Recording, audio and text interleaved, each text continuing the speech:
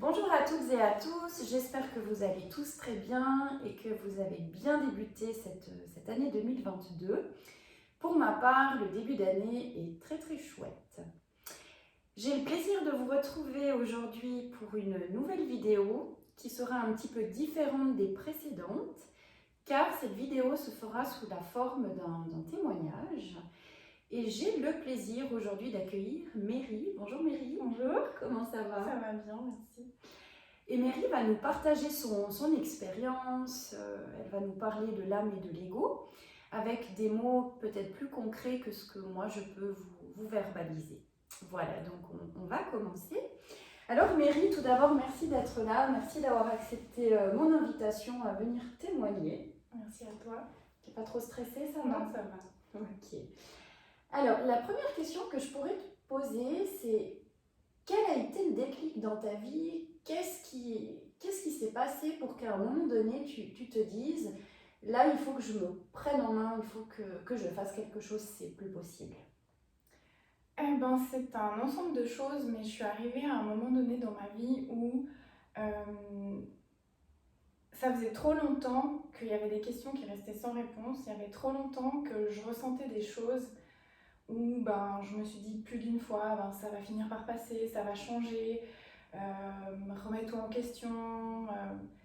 Tu verras, ça va passer, ça va passer. Et en fait, c'est des choses qui venaient de plus en plus récurrentes, de plus en plus souvent, et qui finalement se retrouvaient que j'étais dans un mal-être que je finissais par ressentir. Au départ, c'est des petites choses où on se dit, il y a un truc qui coince, ça coince, mais ça va finir par passer, et que finalement, il y a une accumulation qui vient qu'en fait, ce poids ne s'en va pas et est de plus en plus lourd.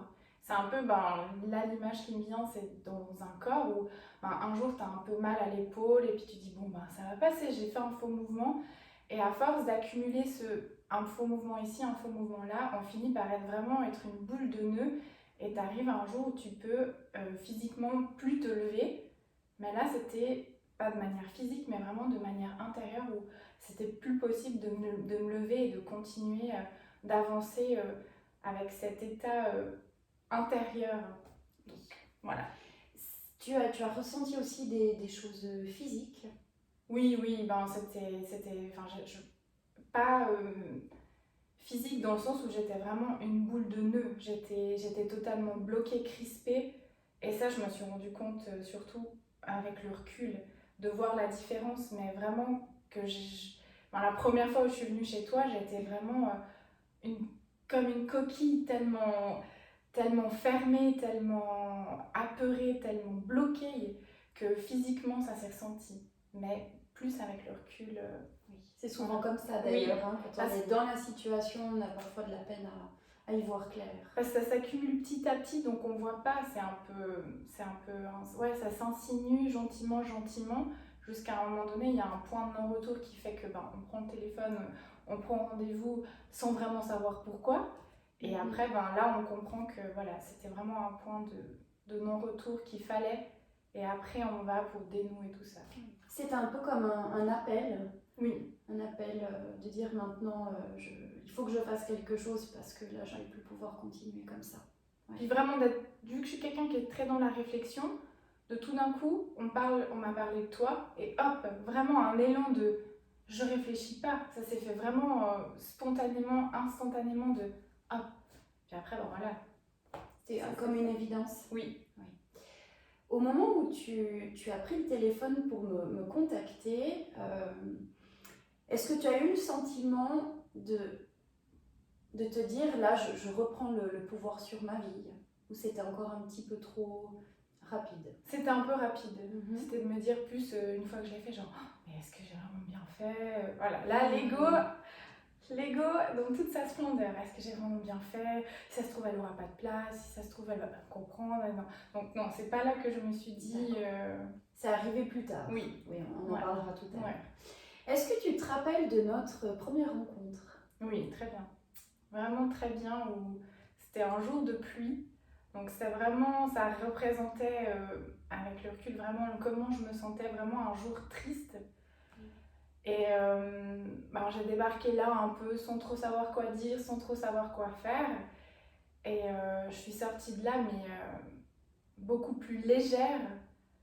Vraiment, ouais, il y a la pluie et après il y a le beau temps. Ça a vraiment fait ça, mais d'une simplicité, comme une évidence, vraiment, comme tu l'as dit avant, comme une évidence où c'était un appel, fallait que je vienne. Et ce rendez-vous, en soi, je veux dire, c'est 1 heure de temps, voilà, mais c'était ce qu'il fallait, c'était prêt, j'étais prête.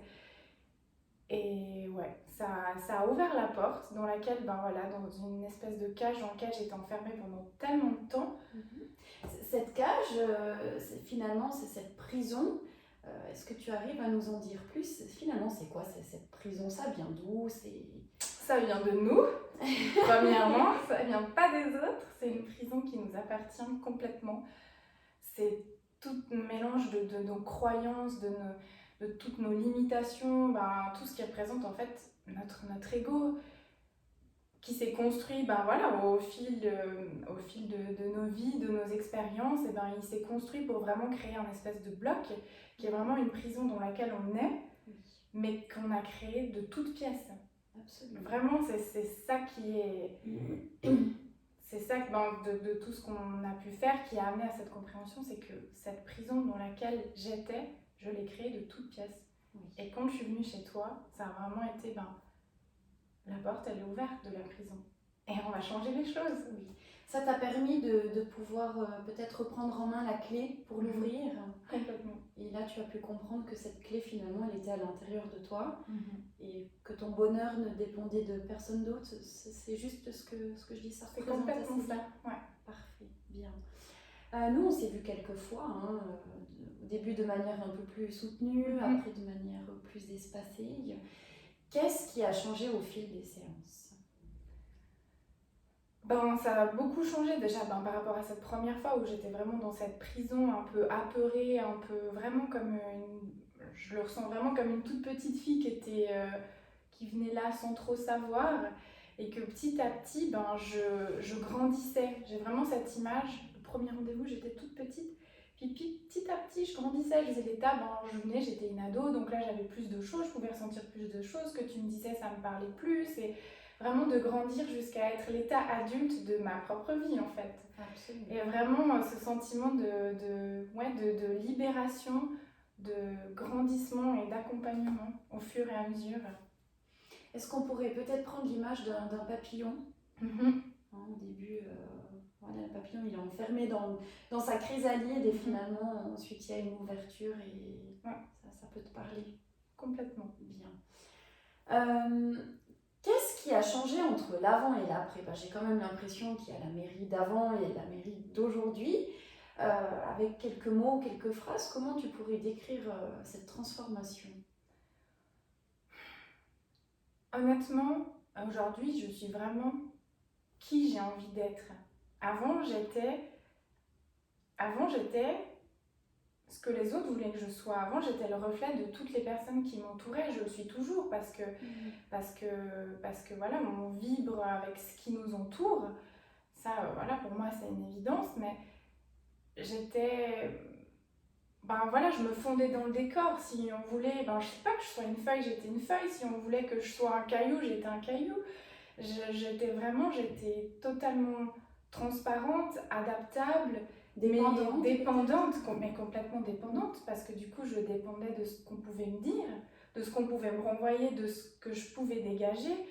Et puis du coup, souvent on n'a pas toujours les retours qu'on voudrait, et j'étais vraiment mais complètement perdue. Et maintenant j'ai les clés. En fait, je donnais ma clé à qui voulait bien la prendre. J'étais un peu, là j'imagine un peu mendiante, dire tiens, prends ma clé, fais-en quelque chose. Ma clé, ça représentait mon droit d'être heureux, ça représentait l'amour, ça représentait tout. Tiens, je te donne mon cœur, je te donne tout, fais-en ce que tu veux.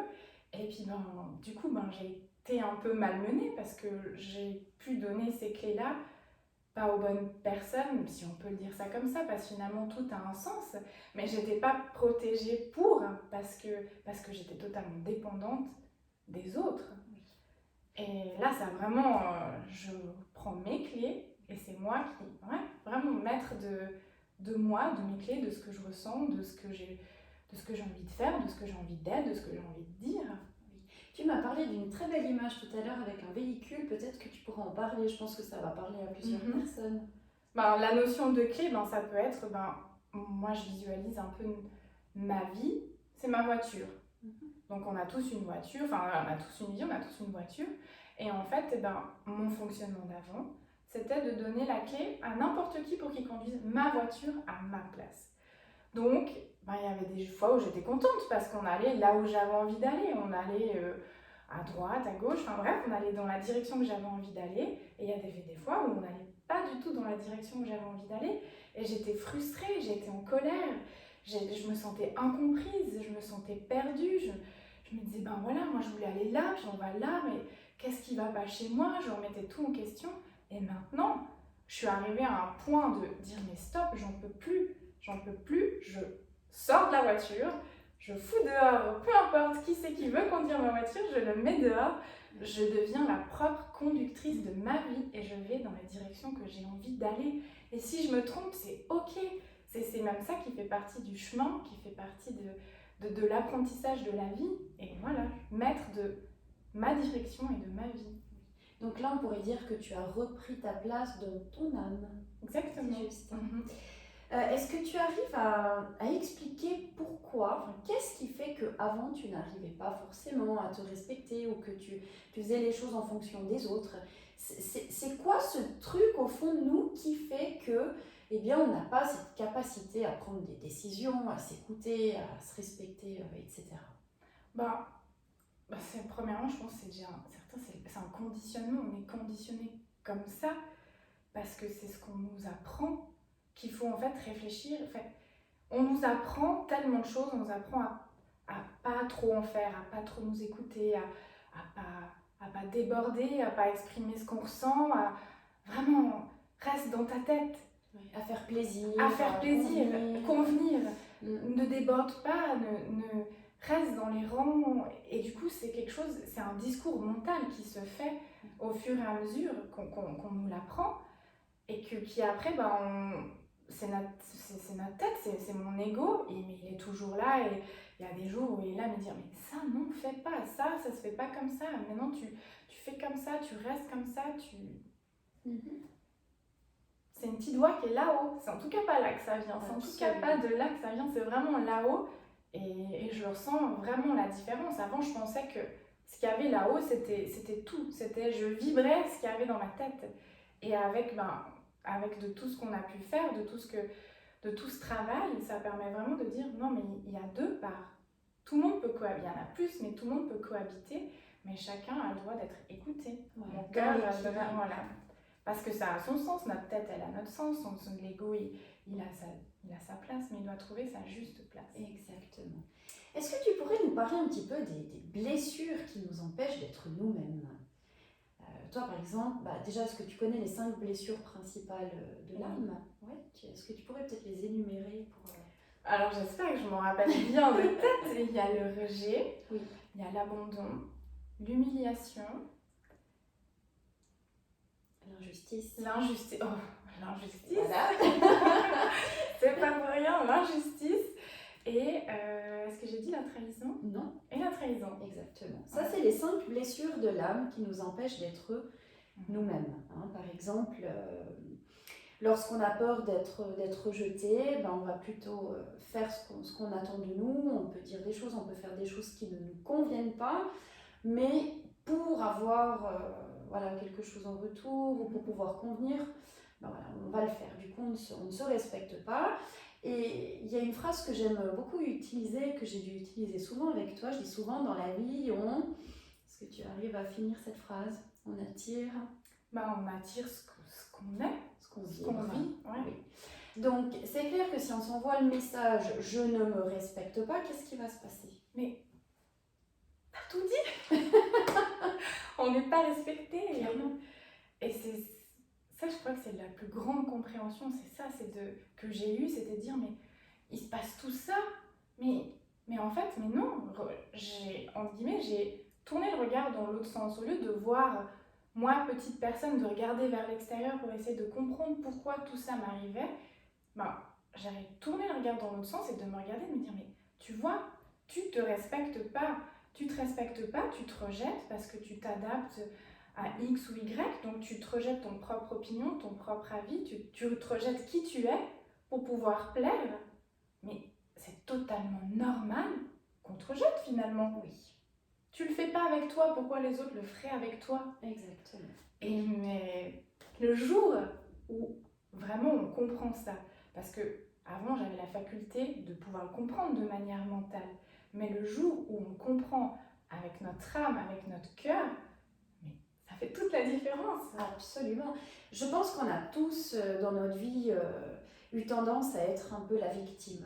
Dans le sens que, comme tu disais si bien tout à l'heure, on donne la clé de notre vie à l'extérieur. Et très souvent, je l'ai dit, je le vois tous les jours aussi, c'est voilà, j'ai pas de chance, il m'arrive ça, c'est pas possible, je suis toujours dans le même schéma, et puis il y a toujours ça qui m'arrive, etc. Et clairement, quand on prend conscience que finalement on peut reprendre le pouvoir sur notre vie, ça change absolument tout. Maintenant, qu'est-ce qui peut être difficile dans ce pas que l'on peut faire pour reprendre le pouvoir sur notre vie? Quelle est cette...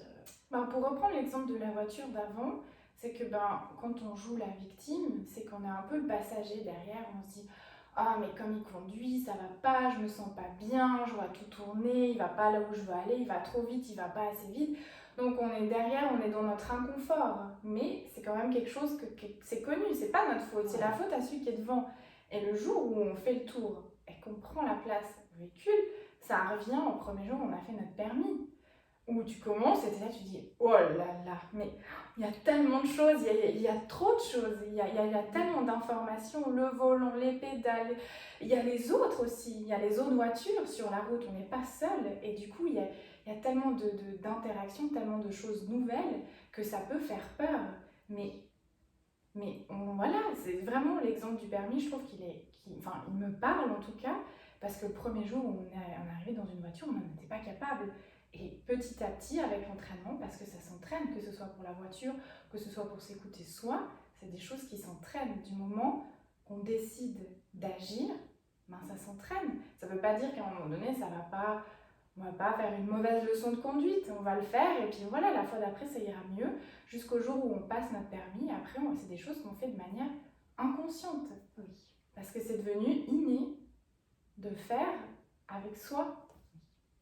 Le changement fait peur. Ça, je pense qu'on a tous expérimenté plein de fois.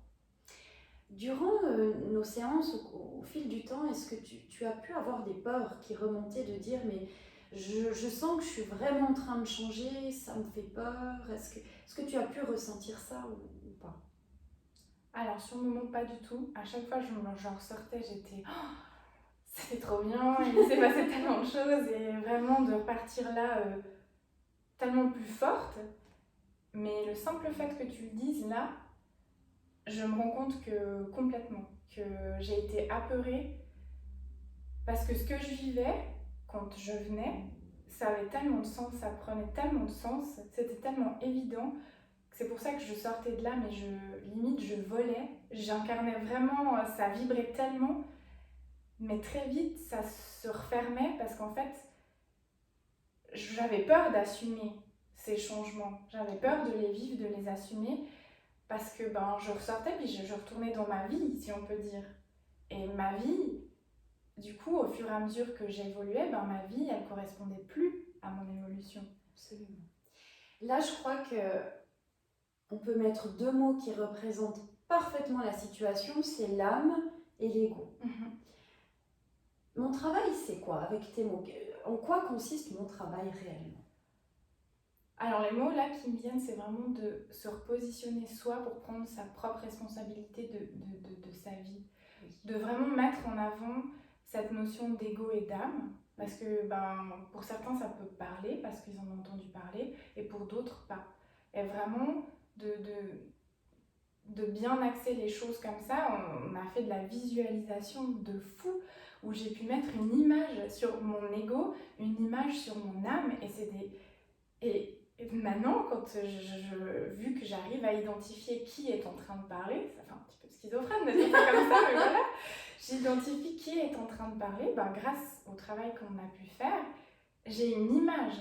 J'ai une image de mon ego, j'ai une image de mon âme.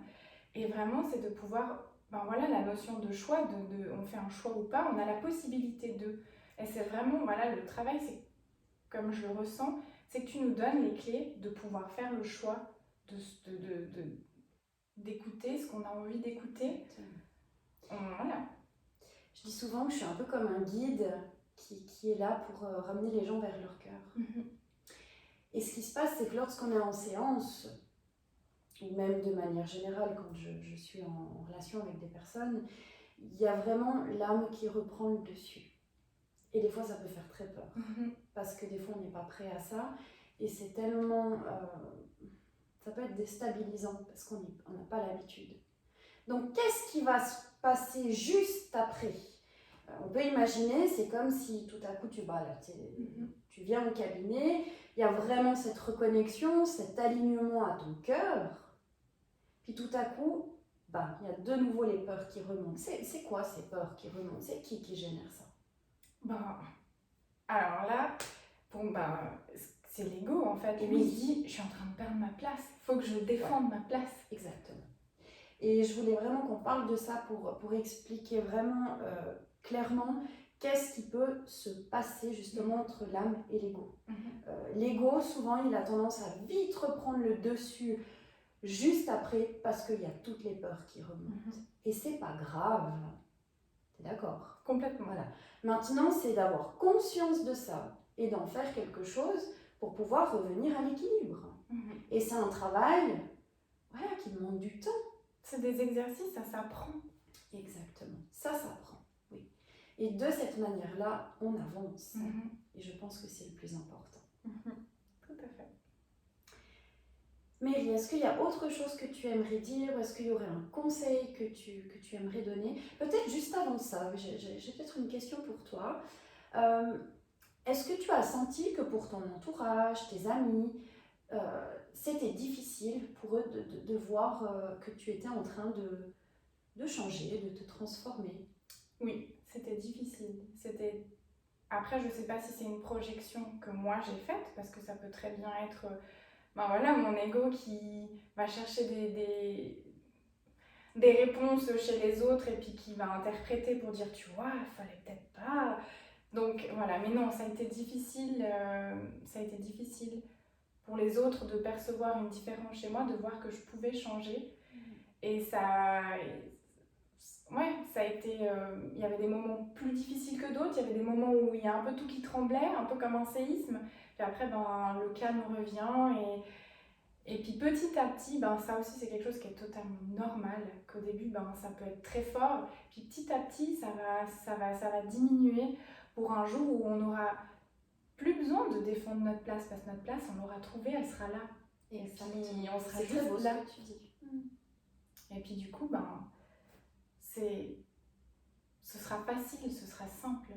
Même si ça fait peur, même s'il y aura toujours des peurs, c'est pas la recette magique, on va être heureux, que ce sera parfait, pas du tout. Mais avec conscience, vraiment avec conscience, avec responsabilité, mais tout ira mieux en fait. C'est vraiment le message que j'aimerais faire passer, c'est de crocher ces phases de doute, ces phases de ah mais voilà, peut-être qu'il fallait pas, puis regarde lui comment il réagit, puis elle, et puis là je me sens pas bien. Mais non, c'est là qu'il faut crocher, c'est des petits défis, il faut crocher pour voir ce qui vous attend derrière, ce qui se passe derrière, parce que ça vaut vraiment, vraiment, vraiment la peine de revenir, d'être maître de soi. Voilà. Ça vaut la peine de se dépasser. De se dépasser complètement. Merci pour ce beau message d'espoir très touchant. D'ailleurs, j'en perds ma voix. Est-ce qu'on a pu te dire que tu étais parfois égoïste ? Parce que c'est quelque chose que j'entends souvent. Pas pour moi, mais il y a des personnes qui me disent, finalement, alors, si on pense à soi, si on prend des décisions par rapport à ce qu'on souhaite réellement, c'est qu'on est égoïste. Qu'est-ce que tu aimerais répondre à ça ? Alors, on ne me l'a pas dit verbalement, tu es égoïste, mais on me l'a fait ressentir complètement. Parce que justement, tout d'un coup, j'étais plus celle qui donnait tout. J'étais plus celle qui était tout le temps là. J'étais celle qui commençait à s'écouter. Et du coup, au départ, je me disais, oui, peut-être que... voilà, ma visualisation de mon ego, c'est le petit corbeau. Mon petit corbeau, il m'a dit, là, tu vois, t'es égoïste, tu penses trop à toi, et nina. Et après, non. Et du coup, j'ai aussi appris à voir les choses différemment. Qu'est-ce que ça veut réellement dire, égoïste, finalement? Parce qu'on utilise des mots sans... Voilà, c'est un peu comme je disais au départ, c'est un conditionnement où on fonctionne un peu pilote automatique. On dit des mots automatiquement parce que ce mot-là, il a tout ce qui vient derrière, qui vient de tout ce que tout le monde dit. Mais finalement, est-ce que ce serait pas beau d'être égoïste?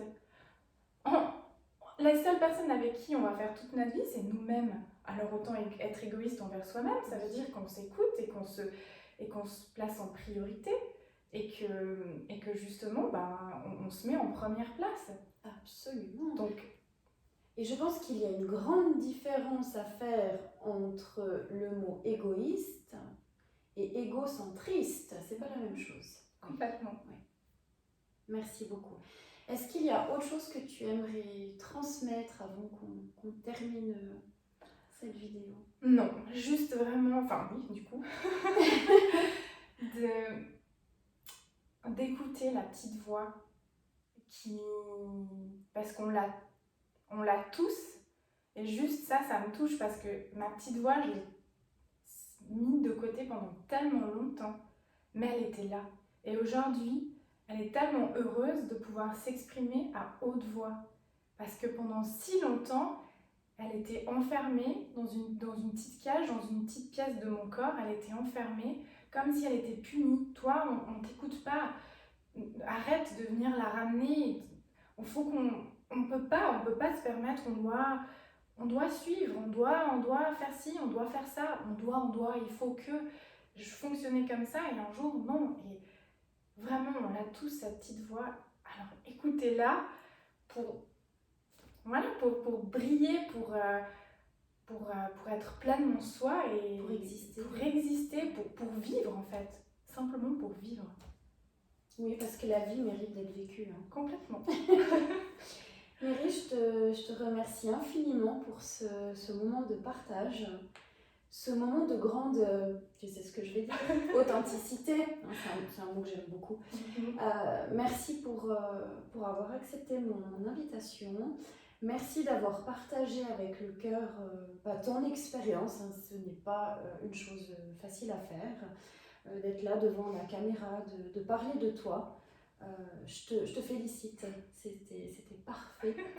Et je te remercie pour tout, pour notre rencontre, pour tout ce qu'on a pu vivre dans nos séances, pour tout ce qu'on va continuer à vivre aussi. Et puis je te souhaite le meilleur. Merci, un grand merci à toi. Avec plaisir. Merci à vous pour votre écoute et je me réjouis de vous retrouver pour une prochaine vidéo. Surtout, prenez bien soin de vous et si vous avez des questions, n'hésitez pas à laisser un commentaire sous cette vidéo, j'y répondrai. Peut-être que Méry pourra y répondre aussi, si nous le pouvons, bien évidemment. Prenez soin de vous. À bientôt.